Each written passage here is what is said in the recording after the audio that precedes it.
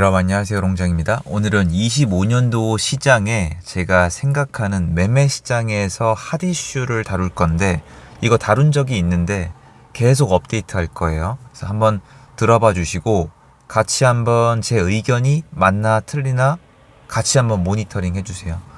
제가 25년도 부동산 전망 특강을 제작을 했고요. 관심 있는 분들은 아래 링크를 통해서 확인 및 접수가 가능하세요. 그리고 요게 접수 및 수강 기능이 제한이 되어 있습니다. 왜냐면 저는 앞으로 이게 필요하다면 업데이트를 할 예정이에요. 그러니까 오래된 거 그대로 두면은 효과가 있는 강의가 있고 효과가 약해지는 강의가 있는데, 이거는 후자 쪽인 거죠. 그래서 좀 아래 확인을 부탁드리고요. 무슨 얘기 할 거냐면, 우선 오늘 주제를 얘기하기 전에, 주제는 대단히 중요한 내용이에요. 중요할 수밖에 없고 25년도에 핫 이슈가 될 수밖에 없는 내용입니다. 투자를 하시는 분 중에 이런 얘기를 해준 분이 계세요. 시장을 이기려 들지 마라. 실패를 인정해라. 굉장히 중요한 내용이고 저는 동감하고 저도 그렇게 실행하려고 해요. 다만 이분은 주식하시는 분이세요. 무슨 얘기냐면, 손절 라인을 만들어라. 그리고 내려갈 때 정신승리해서 계속 물타기 하지 마라. 요런 내용이었는데, 불행히도 이분은 투자로 많이 벌었다가 지금 많이 까먹으신 상태일 거예요. 그 다음 내용은 제가 잘 몰라요. 엄청 힘들더라고요. 그 정도로 공부하는 분이 성과를 못 내는 걸 보고 그 당시 그분과 대화하면서 주식시장에 대한 공포감까지 느꼈어요. 이런 사람도 이런 굴곡이 있구나. 이걸 부동산에 한번 대입해 볼게요. 부동산도 시장을 이기려 하면 안 되고, 그리고 실패를 인정을 해야 돼요. 여기서 차이점이 있습니다. 주식과의 차이점 두 가지. 첫 번째, 부동산 시장은요, 한국 주식시장에 비해서 회복력이 시간을 줬을 경우에 강합니다. 회복할 확률이 높아요. 40년의 역사를 봤을 때 이 주식을 쭉 가져가는 것처럼 부동산을 가져간다면 회복할 가능성이 높아요. 다만 당연히 지역과 어떤 단지별로 차이는 있어요.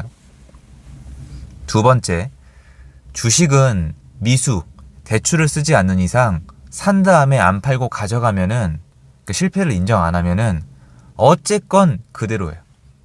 대출을 안 썼다면. 하지만 부동산은 물론 이런 분이 많진 않아요. 굉장히 소수지만 순수 현금으로 부동산을 산 사람조차도 계속 가져가면은 대출을 쓴 사람과 비슷합니다. 왜? 세금을 내야 되기 때문에, 또는 수리비가 들어가기 때문이에요.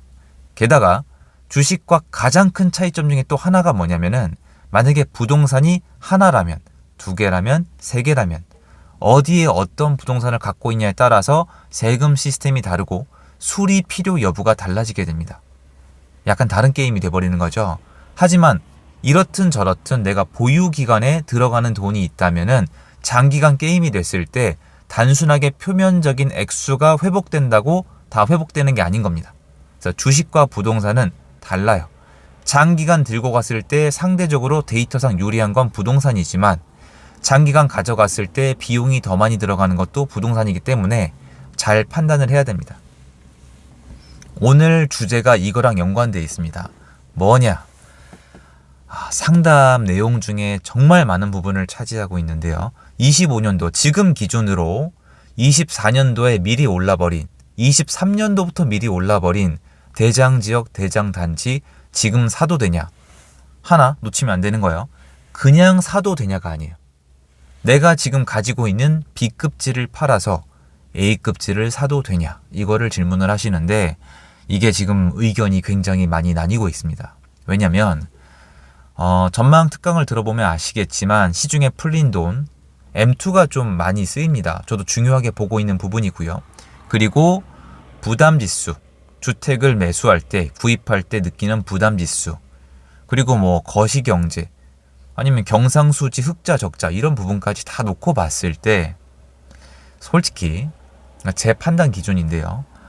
자, 23년, 24년에 혼자 많이 올라버린, 특히 정고가를 넘겨버린 단지들은요, 제 기준에서 지금 과도하게 많이 올랐습니다. 저도 이거 입이 안 떨어지네요.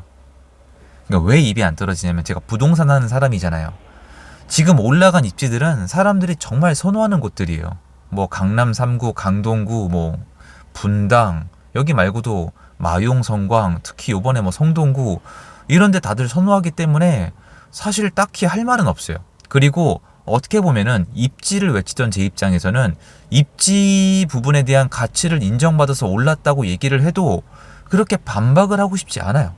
그런데 전망 강의를 하다 보니까 숫자를 제가 집착을 안 할 수가 없거든요. 이럴 때는 전곡을 놓고 봐야 되니까 숫자만 놓고 봤을 때 너무 많이 올랐어요. 그건 저도 인정을 합니다. 그러면 지금 B급지를 팔아서 A급지를 산다 그러면 고평가된 부동산을 사라고 말씀드리는 거랑 같아요. 저도 인정을 합니다. 그래서 오늘 영상을 준비를 하는 거예요. 저는요, 지금 기준에서 가성비를 따지면은, 근데 가성비도 조건을 놓을게요. 가성비가 앞으로 2년, 길게는 3년에서 4년, 길게 한 4년? 2, 3, 4년 정도 놓고 봤을 때 4년이란 틀 안에서는 B급지를 사는 게 낫다고 생각해요. 일정 기간을 정해놓는다면 2028년 이후 9년, 30년 이때 요 정도 3기 신도시 본격화되기 전까지 수도권 내에서는 A급지보다는 B급지를 사는 게 금매를 고르기도 편하고 가성비가 더 높을 거라고 판단을 합니다. 미래의 영역이니까 정말 이거는 신의 영역이에요. 하지만 그 이후, 왜냐면 여러분이 평균적으로 A급지를 사시는 분들은 8년 이상을 가지고 갑니다. 8년도 짧게 잡은 거예요. 지역을 더 추리면요 10년 넘어갑니다. 정비사업까지 가니까요. 여러분이 평균적으로 8년 이상을 가져갈 거다? 그러면 전 지금 A급지 사도 된다고 생각을 해요. 다만 또 있습니다. 아까 말씀드렸죠. 시간의 힘을 빌려서 장기 투자했을 때 부동산이 좋다 그러잖아요. 이거는 입지가 좋으면 좋을수록 더 좋아요. 화폐 가치 하락을 그대로 반영하고 수요가 몰리니까요. 언제? 돈이 풀릴 때. 지금 돈 아직 안 풀려요. 그때를 대비하는 건데 문제는 부자들은 돈이 안 풀려도 돈이 있다란 증명이 이미 된 거죠. 그래서 장기간 가져갈 분들 중에서 내가 이걸 보유할 때 들어가는 비용이 부담이 되지 않고 장기간을 가져가야 되는 이유가 많으면 많을수록 A급지를 지금 사도 돼요. 다만 B급지를 팔고 A급지를 사시는 분들 중에 이렇지 않은 분들이 많단 말이에요. B급지를 팔고 A급지를 사는 분들 중에 지금 우리 단지는 회복이 더딘데 내가 나중에라도 사고 싶은 A급 단지가 막 올라가니까 조급한 마음에 내 거를 깎아줘서 판 다음에 A급지를 부르는 호가에 사려는 분들이 정말로 꽤 있습니다. 이거에 대해서 제가 미래는 어떻게 될 겁니다라고 얘기하기에는 저도 굉장히 정신적 부담감을 느끼지만 정말 장기간으로 볼 게 아니라면 저는 B급지를 차라리 지금 기준에서는 더 놔두는 게 좋지 않을까라는 생각을 합니다. 오늘 다주택자 얘기는 안 할게요. 전략이 굉장히 다르니까. 이거 얼마나 힘든 부분입니까? 25년도에 핫 이슈일 거예요. 초양극화. 그리고 요거죠. 여러분도 이미 공부한 분들은 다 알고 계시겠지만 이런 일이 일어나는 이유 자체가 숫자에 맞지 않게 A급 지역의 일부 단지들이 전고점을 넘어서 신고가를 써갈 정도로 지금 거시경제나 내수경기에 전혀 맞지 않게 가는 이유는 숫자에 맞지 않게 가는 이유는 정부가 만들어 놓은 부동산 시스템에서 나오는 풍선효과입니다. 돈이 이렇게 풀려야 되는데 이렇게 풀리고 있는 거죠. 돈이 한쪽으로 쏠리고 있는 거예요. A급 단지로. 될 만한 곳, 돈이 있는 사람들이 가지고 싶은 곳, 장기간 거주하고 싶은 곳, 팔 사람은 적은데 사고 싶은 사람은 상대적으로 많은 곳, 공급이 어려운 곳, 이쪽으로 계속 모여서 전국에서 서울로 돈이 몰려든 거예요. 서울로만은 아니지만. 근데 이게 바뀔 거냐고 물어봤을 때 정치적인 혼란이 지금 일어나고 있기 때문에 굉장히 예상이 어렵죠. 그런데 돈은 굉장히 솔직하거든요. 이게 만약에 바뀌려면은 돈이 바뀌어야 돼요. 돈이 어떻게 바뀌어야 되냐면은 더 풀려야죠. 돈이 더 많이 풀려야 돼요. 그리고 돈이 거짓말 안 한다는 게 혼자 너무 올라가면은 언젠가 비교를 당할 때 선택을 못 받아요. 과도하게 오른 부분이 빠질 수도 있고, 그리고 피로감을 느낄 수가 있어요. 야, 인간적으로 이거 너무 비싼 거 아니야? 지금은 막 사지만 이해도 돼요. 지금 이 현상이 이해가 안 되는 건 아닌데, 야, 이거 인간적으로 너무 비싸다라는 생각이 드는데 그 타이밍에 B급 단지가 올라가게 되면은, 또는 다주택자 규제가 좀 풀리게 되면은, 또는 임대사업자를 좀 인정하게 되면은 여러 가지 요소들이 과거에 일어날 수가 있는데 지금은 몰라요. 지금은 뭐라고 말할 수가 없어요. 너무나 혼란스럽기 때문에. 하지만 이런 경우들이 A급 단지를 더 올리는 요소는 별로 없어요. A급 단지가 더 올라가려면은 지금 이 상태대로 더 가야 되고 다주택자를 더 억눌러야 되고 A급 단지의 공급을 더 어렵게 만들어야 되고 대출을 더 못 나오게 해야 되는 동시에 그래도 시중에 돈은 풀어야 돼요. 지금 이건 정상적인 시장이 아니에요. 시스템도 그리고 돈이 풀리는 과정도 가계부채를 막았잖아요. 가계부채 막는다고 부자들이 돈이 없나요? 이런 거예요. 대출이 필요한 사람들은 중산층이거든요. 서민층이랑. 여긴 계속 어려워요. 월세 때문에 치이고 전세자금 대출 때문에 치이고 매매는 못하고 부자들은 사고 팔고 서 팔고 주거니 받거니 다 한단 말이에요.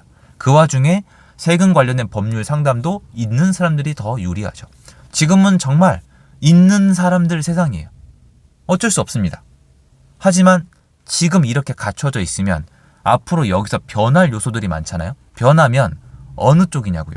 계속 이 사람들에게 유리한 방향입니까? 아니면은 이 사람들에게 불리하다는 게 아니라 다른 쪽으로 기회가 나눠지는 방향입니까? 저는 후자 쪽이라고 보는 거예요.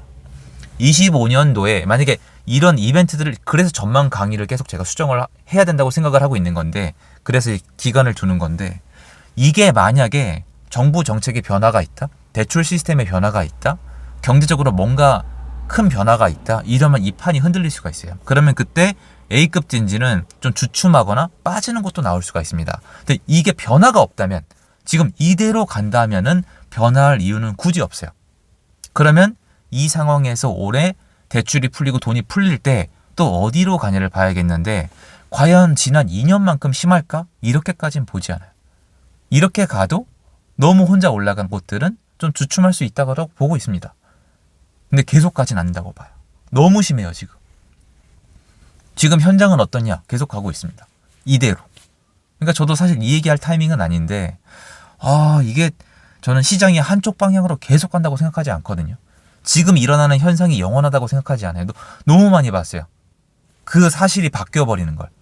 바뀌기 전까지 얘기하면 별로 안 좋겠죠. 왜냐면 실감이 안 나고 너무 제 주장이니까. 그래도 인지를 하고 우리가 좀 고민을 해봐야 되지 않을까라고 생각을 해요. 이 부분에 대해서. 이거 좀 변화가 있을 수 있지 않을까? 이 현상이 계속 갈까? 이거에 대해서 고민을 해봐야 될 때라고 생각을 합니다. 그래서 부동산의 특징을 인지하는 동시에 지금 현장에서 일어나고 있는 특색을 파악해서 내가 앞으로 결정을 할 때 충분히 고민을 해볼 수 있다는 거죠.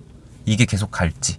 이 부동산에 대한 장기간에 대한 이 특징을 내가 너무 모든 부동산에 접목시킬 수는 없는 거잖아요. 그러니까 이거를 지금 좀 이렇게 유두리 있게 지금 상황에 맞춰서 해석을 하자는 거죠. 그럼 지금 장기간 가져갈 거다? 그럼 A도 괜찮지만 장기간까지 가져가지 않을 거라면은 전략적으로 B급지를 좀 보는 게 어떨까? 이걸 말씀드리고 싶었습니다. 도움됐으면 좋겠고요. 제 영상 여기까지입니다. 건강 챙기시고요. 좋은 하루 되세요.